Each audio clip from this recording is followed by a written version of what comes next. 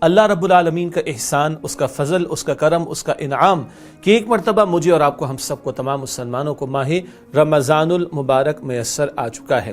کیا ہے ماہ رمضان؟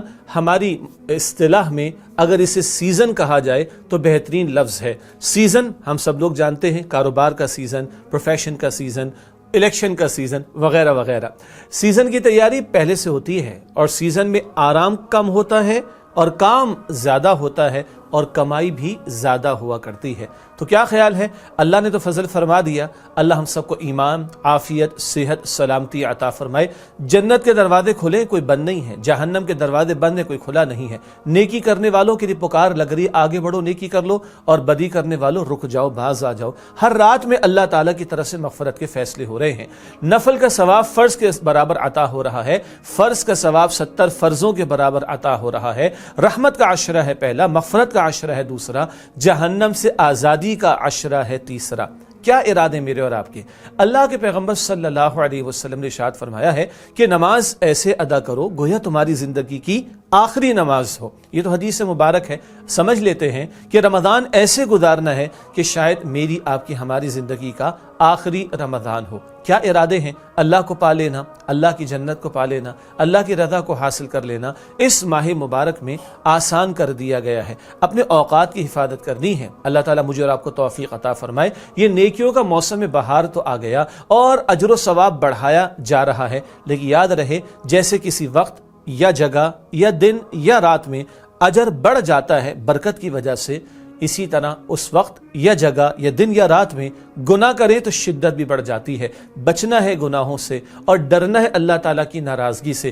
روزہ رکھنا ہے اور روزے کا اہتمام کرنا ہے، روزے کی بھی حفاظت کرنی ہے۔ حلال کو چھوڑ رہے ہیں تو حرام کو تو چھوڑ دیا جائے نا، ورنہ اللہ کے پیغمبر علیہ السلام فرما رہے ہیں جس سے روزہ رکھ کر بھی جھوٹ بولنا اور جھوٹی باتوں پر عمل کرنا ترک نہ کیا، اللہ کو اس کے بھوکے اور پیاسے رہنے کی کوئی حاجت نہیں ہے۔ تو اب کاروبار کے معاملات میں کہیں حرام میں مبتلا تو نہیں ہے، اب آفس کے معاملات میں کہیں جھوٹ، دغا بازی، چیٹنگ اور رشوت خوری اس طرح کے معاملات تو نہیں چل رہے، گھروں کے اندر کہیں بے پردگی کا معاملہ تو نہیں ہو رہا، گھروں کے اندر کہیں اسکرین کے اوپر ناجائز چیزیں تو نہیں چل رہی۔ بہت زیادہ اپنے اوقات کی حفاظت کرنی ہے، اپنے روزے کی حفاظت کرنی ہے۔ کس روزے کا اجر بیان ہوتا ہے حدیث بخاری شریف میں کہ من صام رمضان ایمانا واحتسابا غفر له ما تقدم من ذنبه، جس سے رمضان کے روزے رکھے ایمان اور احتساب کے ساتھ اس کے پچھلے گناہ معاف کر دیے گئے۔ تو روزے کا رکھنا اللہ کے حکم کے تحت اللہ کی رضا کے لیے ایمان کا تقاضا، احتساب ہے اکاؤنٹیبلٹی، سیلف اکاؤنٹیبلٹی، اپنے روزے کو محفوظ رکھنا۔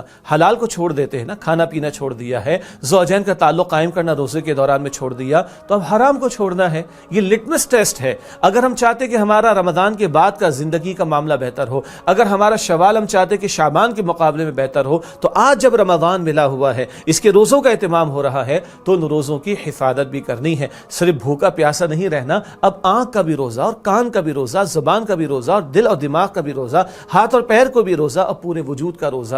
یہی اللہ فرماتا ہے لعلکم تتقون، تاکہ تم میں تقوی پیدا ہو جائے۔ حلال چھوڑ رہے ہو تو حرام کو چھوڑنے والے بن جاؤ۔ تقوی کا مفہوم ہے اللہ کا خوف اور ڈر دل میں رکھنا اور گناہوں سے اپنے آپ کو بچانا۔ رات کا قیام بھی دیا گیا جسے ہم تراویح کہتے ہیں، اور اس میں قرآن کا سننا سنانا۔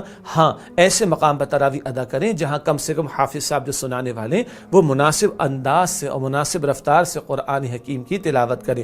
البتہ جہاں تراویح میں قرآن کا سننا سنانا ہو رہا ہے، ہمارا اپنا معمول بھی تلاوت قرآن کا ہونا چاہیے۔ اور ایک بہت بہت بہت بڑی بات وہ ہے، یہ رمضان تو قرآن کے لیے سجایا گیا۔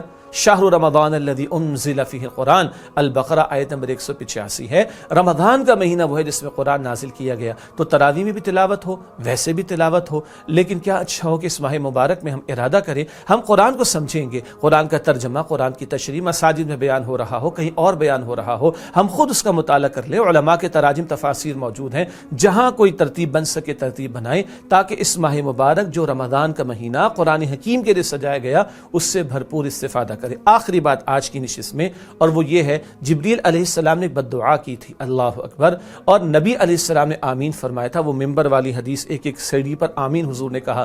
جبریل تو بد دعا کرتے ہیں تباہ و برباد ہو جائے وہ شخص جس کے سامنے رمضان کا مہینہ آئے اور چلا جائے اور وہ اپنی بخشش نہ کرا سکے۔ اللہ کے رسول علیہ السلام فرمایا کہ آمین، وہ تباہ و برباد ہو جائے۔ ہمارا ایک ویژن اور ٹارگٹ کیا ہو، ہم نے اپنے آپ کو، اپنے گھر والوں کو اس بد دعا سے بچانا، ایسی محنت کرنی ہے اس ماہ مبارک میں کہ اللہ ہم سے راضی ہو کر ہمیں جنت الفردوس عطا فرما دے۔ اللہ تعالیٰ مجھے، آپ کو، ہم سب کو اور تمام مسلمانوں کو اس ماہ مبارک کی برکت عطا فرمائے اور اپنے اوقات کی حفاظت کرتے ہوئے اس سے بھرپور فائدہ اٹھانے کی توفیق عطا فرمائے۔